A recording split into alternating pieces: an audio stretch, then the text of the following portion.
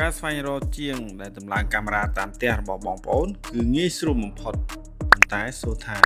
រកជាងណាដែលមានបទពិសោធន៍ដែលមានចំណេះជំនាញក្នុងការតម្លើងកាមេរ៉ាសុវត្ថិភាពជូនបងប្អូនឲ្យមានសោភ័ណភាពព្រមទាំងមានសុវត្ថិភាពខ្ពស់តើបងប្អូនគួរតែជ្រើសរើសជាមួយនឹងខាងណាហើយនេះគឺជាវិឡាជីម៉ងមួយកន្លែងដែលក្រុមការងារយើងកំពុងតែរៀបចំតម្លើងកាមេរ៉ាជូនគាត់ដោយការរៀបចំគឺមានការបំពាក់ជាមួយនឹងដងជាមួយនឹងប្រអប់ជាមួយនឹងរយោ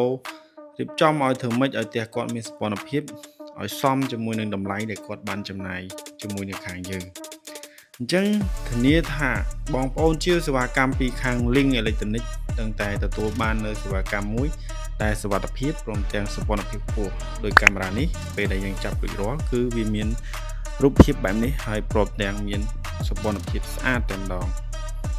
នេះបងប្អូនខ្សែក៏មានសម្រាប់ធ្នាប់ដែរហើយបងប្អូនបើសិនជាបងប្អូនមានតម្រូវការពាក់ព័ន្ធនឹងគ្រឿងអេឡិចត្រូនិកទាំងអស់ហ្នឹង